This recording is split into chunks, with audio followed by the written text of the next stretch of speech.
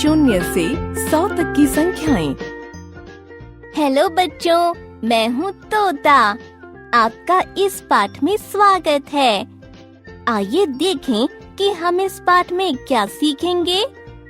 संख्याओं को इकाई और दहाई रूप में पढ़ना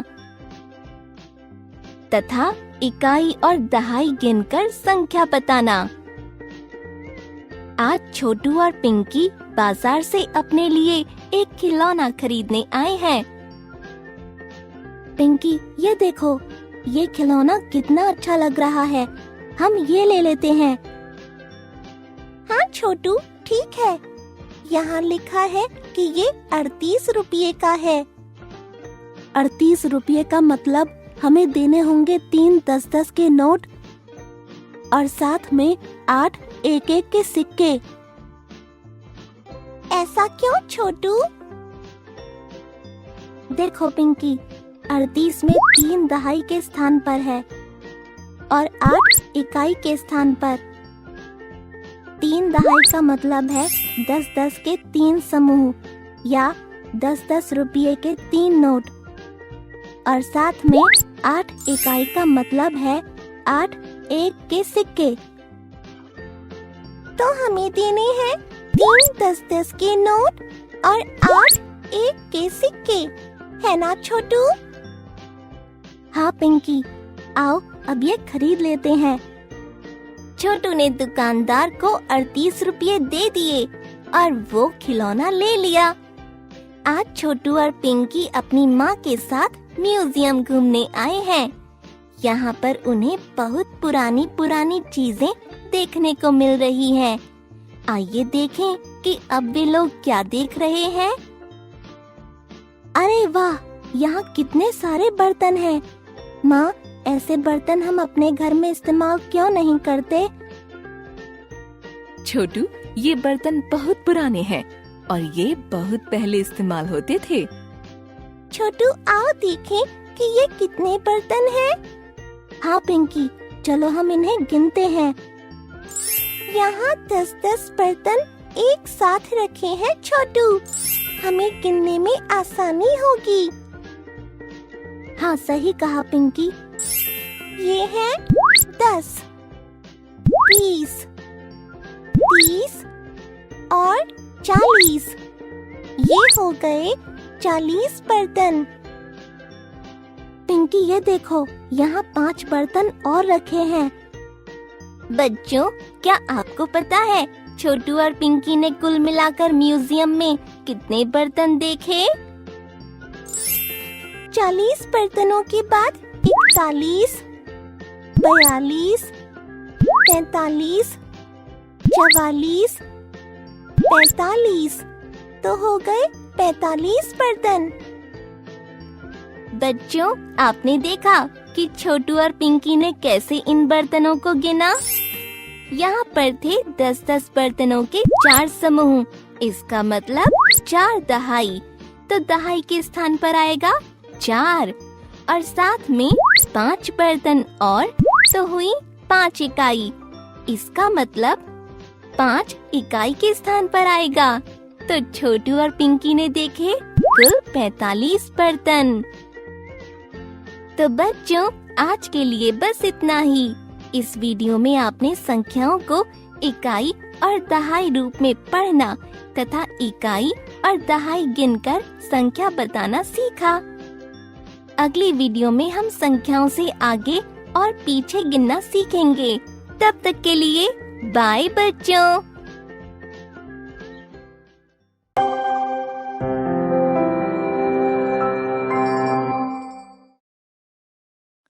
संख्याओं से आगे, फॉरवर्ड और पीछे, बैकवर्ड गिनना।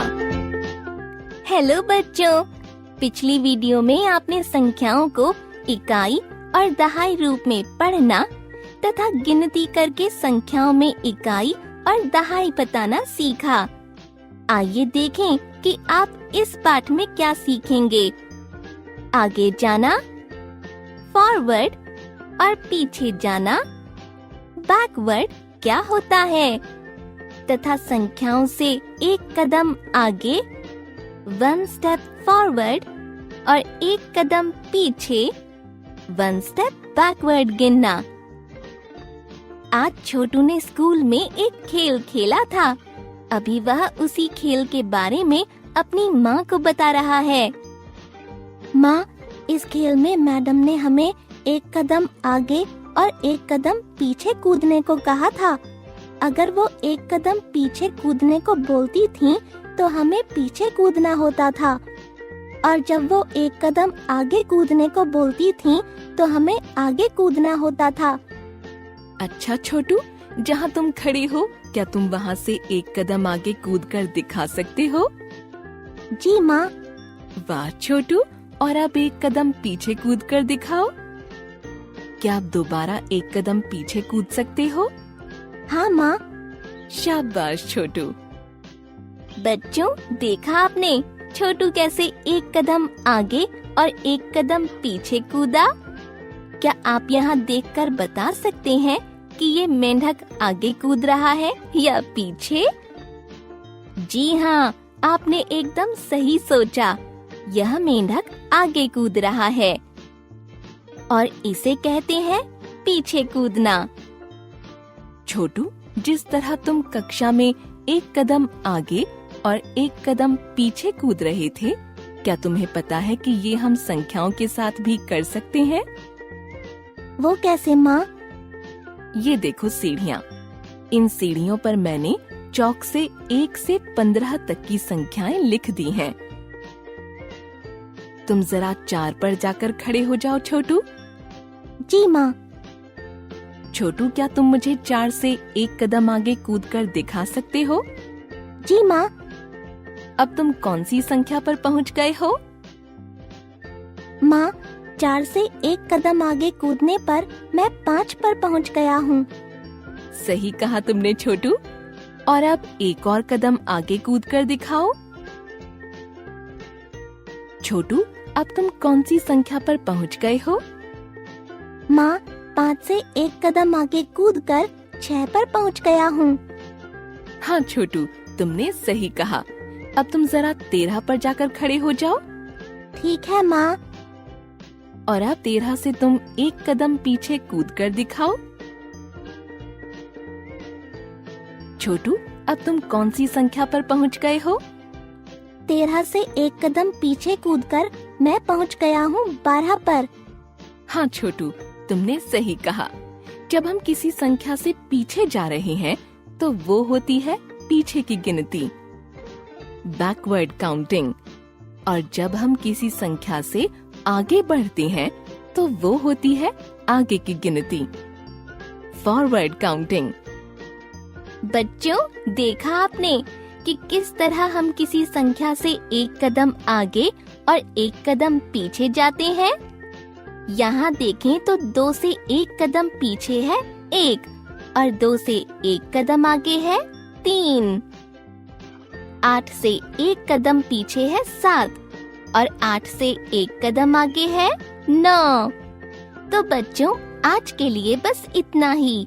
इस वीडियो में आपने सीखा कि आगे जाना फॉरवर्ड काउंटिंग और पीछे जाना बैकवर्ड काउंटिंग क्या होता है, तथा संख्याओं से एक कदम आगे 1 स्टेप फॉरवर्ड और एक कदम पीछे 1 स्टेप बैकवर्ड गिना। अगली वीडियो में हम संख्याओं से आगे और पीछे जाने के कुछ दिलचस्प उदाहरण देखेंगे। तब तक के लिए बाय बच्चों। संख्याओं से आगे, फॉरवर्ड और पीछे, बैकवर्ड गिनने के दिलचस्प उदाहरण। हेलो बच्चों, पिछली वीडियो में आपने सीखा आगे जाना फॉरवर्ड और पीछे जाना बैकवर्ड क्या होता है, तथा संख्याओं से एक कदम आगे 1 स्टेप फॉरवर्ड और एक कदम पीछे 1 स्टेप बैकवर्ड गिनना। इस वीडियो में हम संख्याओं से आगे, फॉरवर्ड और पीछे बैकवर्ड जाने के कुछ दिलचस्प उदाहरण देखेंगे। आज छोटू अपनी बहन पिंकी के साथ पार्क में खेलने गया है। वहाँ पहुंचकर उन्होंने देखा कि पेड़ पर एक सीढ़ी लटकी है और एक बंदर उस सीढ़ी पर कूद कूद कर खेल रहा है। वे दोनों बंदर को खेलते हुए देखने लगे। बच्चों, हम इस सीढ़ी पर 1 से 10 तक संख्याएं लिख लेते हैं। फिर बंदर कैसे खेल रहा है यह देखना आसान हो जाएगा। देखो छोटू, सबसे पहले वो बंदर कूदा सीढ़ी के तीसरे डंडे पर और उसके बाद वो 1 स्टेप आगे कूदा। बच्चों, क्या आप बता सकते हैं कि बंदर जब सीढ़ी के तीसरे डंडे से 1 स्टेप आगे कूदा तो वो कहाँ पहुँचा होगा? आइए देखें। और अब वो पहुंच गया सीढ़ी के चौथे डंडे पर। छोटू, अब वो कूदता कूदता सीढ़ी के 9वें डंडे पर पहुंच गया है। पिंकी देखो, अब वह 1 स्टेप पीछे आया। तो वह सीढ़ी के कौन से डंडे पर आया है? सीढ़ी के 9वें डंडे से एक पहले है सीढ़ी का 8वां डंडा। तो इसका मतलब वो पहुंचा सीढ़ी के 8वें डंडे पर। बच्चों, देखा आपने ये बंदर कैसे आगे और पीछे कूद रहा है? सबसे पहले वो था सीढ़ी के तीसरे डंडे पर और वो 1 कदम आगे कूदा तो वो पहुंच गया सीढ़ी के चौथे डंडे पर। उसके बाद वो गया सीढ़ी के 9वें डंडे पर और वहाँ से वो 1 स्टेप पीछे कूदा तो वो पहुंच गया सीढ़ी के 8वें डंडे पर। आज छोटू अपने नए दोस्त श्याम के घर जा रहा है। आइए देखें। श्याम ने कहा था कि उसके घर का नंबर 24 है। अभी मैं नंबर 21 के सामने पहुंच गया हूँ। बच्चों, क्या आपको पता है कि श्याम का घर अब कितनी दूर है? आइए देखें। 21 से अगले घर का नंबर है 22।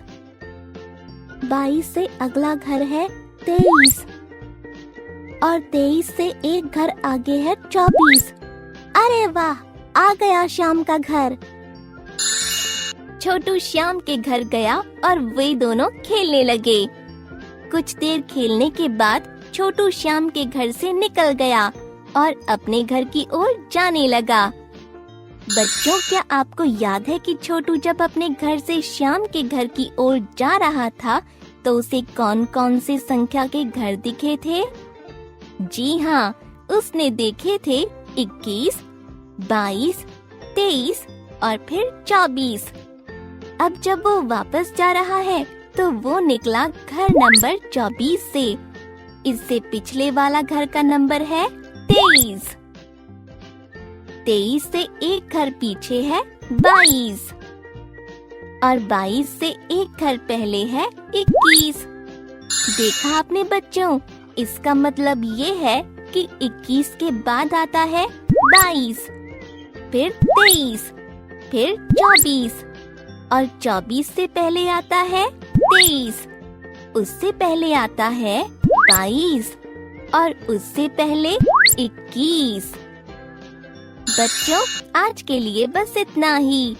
इस वीडियो में हमने संख्याओं को आगे, फॉरवर्ड और पीछे बैकवर्ड गिनने के कुछ और दिलचस्प उदाहरण देखे। मुझे आशा है कि आप यह विषय ठीक से समझ गए होंगे। बाय दोस्तों।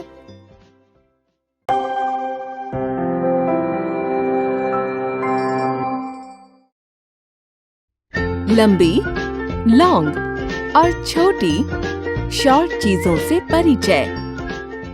हेलो दोस्तों, मैं हूँ तोता। आपका इस पाठ में स्वागत है। आज आप इस पाठ में 2 चीजों में से लंबी चीज और छोटी चीज को पहचानना सीखेंगे। आज रविवार का दिन है।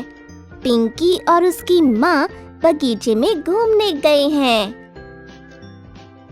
माँ, उस पौधे को देखो, उसके सारे पत्ते अलग हैं। हाँ पिंकी, चलो पास जाकर देखते हैं। माँ, इन दोनों पत्तों को देखो, दोनों अलग हैं। हाँ पिंकी, इन दोनों पत्तों की लंबाई अलग है। इन दोनों पत्तों में से ये वाला पत्ता लंबा लॉन्ग है और ये वाला पत्ता छोटा शॉर्ट है। हाँ माँ, इसका मतलब है इन दोनों में से ये पत्ता लंबा है और ये वाला पत्ता छोटा है। हाँ पिंकी, तुम बिल्कुल सही हो। तो माँ, उस मिर्ची के पौधे को देखो, इसमें भी दोनों मिर्चियों की लंबाई अलग है। इन दोनों मिर्चियों में से ये वाली मिर्ची लंबी है और ये वाली मिर्ची छोटी है ना? हाँ पिंकी, तुमने सही समझा। चलो अब अपने आसपास देखो और मुझे ऐसी ही एक लंबी चीज और एक छोटी चीज का उदाहरण बताओ। माँ, इन दोनों लकड़ियों को तो देखो, इनमें से ये लकड़ी लंबी है और ये लकड़ी छोटी है ना? हाँ पिंकी, बहुत अच्छे। चलो अब घर चलते हैं। तो बच्चों, क्या आप लोग भी पिंकी की तरह दो चीजों में लंबी और छोटी चीज को पहचान सकते हो? चलो देखें। ये हैं दो पेंसिल। अब बताओ, इन दोनों में से कौन सी पेंसिल लंबी है और कौन सी पेंसिल छोटी है? जी हाँ, इन दोनों में से ये वाली पेंसिल लंबी है और ये वाली पेंसिल छोटी है। आपका भी यही उत्तर था ना? बढ़िया। तो बच्चों, मजा आया ना चीजों की लंबाई की तुलना करने में? अब आप लोग भी अपने आसपास की चीजों की लंबाई की तुलना करना और बताना कि कौन सी चीज लंबी है और कौन सी चीज छोटी है। आज के लिए बस इतना ही। इस वीडियो में हमने दो चीजों में से लंबी और छोटी चीज को पहचानना सीखा। अगली वीडियो में हम लंबी और छोटी चीजों को पहचानने के कुछ और दिलचस्प उदाहरण देखेंगे। तब तक के लिए बाय दोस्तों। लंबी, लॉन्ग और छोटी शॉर्ट चीजों के उदाहरण। बच्चों, पिछली वीडियो में आपने दो चीजों में से लंबी चीज और छोटी चीज को पहचानना सीखा। इस वीडियो में हम तीन चीजों में से सबसे लंबी और सबसे छोटी चीज की पहचान करेंगे। आज पिंकी और छोटू के स्कूल की छुट्टी है। वे दोनों घर के बाहर बैठकर अपने गाड़ी वाले खिलौने के साथ खेल रहे हैं। छोटू, क्या तुम मुझे बता सकते हो कि इन सब गाड़ियों में से सबसे लंबी गाड़ी कौन सी है? ये वाली गाड़ी सबसे लंबी है ना पिंकी? हाँ छोटू, इन तीनों गाड़ियों में से ये वाली गाड़ी सबसे लंबी है और इनमें से सबसे छोटी गाड़ी कौन सी है? ये वाली गाड़ी सबसे छोटी है। हाँ छोटू, तुम बिल्कुल सही हो। इन तीनों गाड़ियों में से ये गाड़ी सबसे लंबी है और ये गाड़ी सबसे छोटी है। देखो, वहाँ पर पापा, मम्मी और तुम्हारी चप्पलें रखी हैं। क्या तुम बता सकते हो तीनों में से सबसे लंबी चप्पलें किसकी हैं? हाँ पिंकी, पापा की चप्पलें सबसे लंबी हैं। हाँ छोटू, और इन तीनों में सबसे छोटी चप्पलें किसकी हैं? मेरी चप्पलें सबसे छोटी हैं। हाँ छोटू, तुम बिल्कुल सही हो। इसका मतलब है तीनों में से पापा की चप्पलें सबसे लंबी हैं और तुम्हारी चप्पलें सबसे छोटी हैं। चलो अब खेलते हैं। तो बच्चों, अब आप भी छोटू की तरह तीन चीजों में से सबसे लंबी और सबसे छोटी चीज को पहचान सकते हो ना? चलो देखें। ये हैं 3 चॉकलेट। क्या आप बता सकते हो कि इनमें से सबसे लंबी चॉकलेट कौन सी है? जी हाँ, ये वाली चॉकलेट सबसे लंबी है। और इनमें से सबसे छोटी चॉकलेट कौन सी है? जी हाँ, ये वाली चॉकलेट सबसे छोटी है। इसका मतलब है कि इन तीनों चॉकलेट में से ये चॉकलेट सबसे लंबी है और ये चॉकलेट सबसे छोटी है। आज के लिए बस इतना ही। इस वीडियो में हमने 3 चीजों में से सबसे लंबी चीज और सबसे छोटी चीज को पहचाना। अगली वीडियो में हम लंबी चीज और छोटी चीज को पहचानने में होने वाली कुछ सामान्य गलतियां देखेंगे। तब तक के लिए बाय दोस्तों।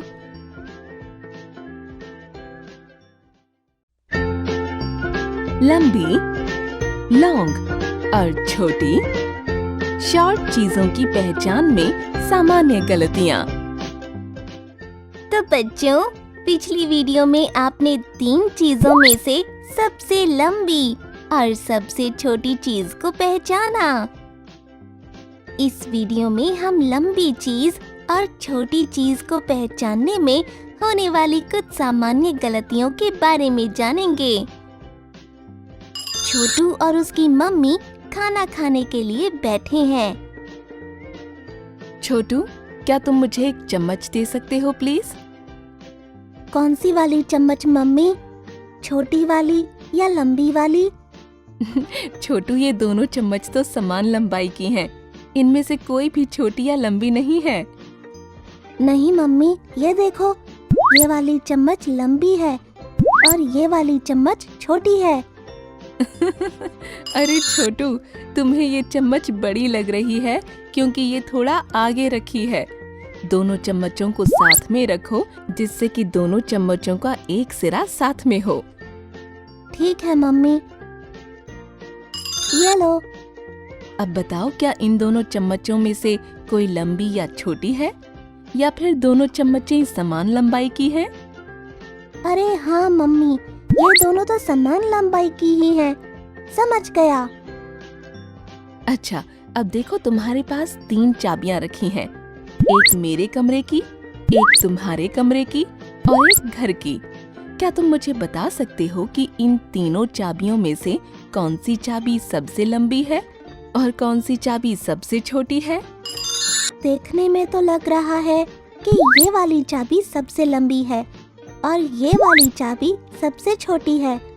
पर आपके सवाल का उत्तर देने से पहले मैं तीनों चाबियों को साथ में रखूंगा जिससे कि तीनों चाबियों का एक सिरा साथ में हो।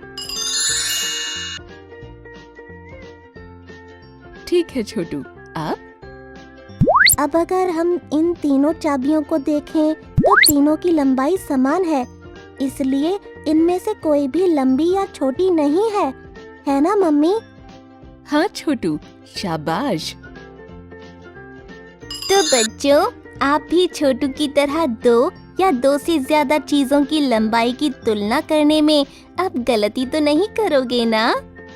याद रखना कि चीजों की लंबाई की तुलना करने के लिए पहले चीजों को साथ रखना चाहिए जिससे कि सब चीजों का एक सिरा साथ में हो और फिर इनकी लंबाई की तुलना करनी चाहिए। आज के लिए बस इतना ही। इन वीडियो में हमने 2 या 3 चीजों की लंबाई की तुलना करना सीखा। मुझे आशा है कि आप यह विषय ठीक से समझ गए होंगे। बाय दोस्तों।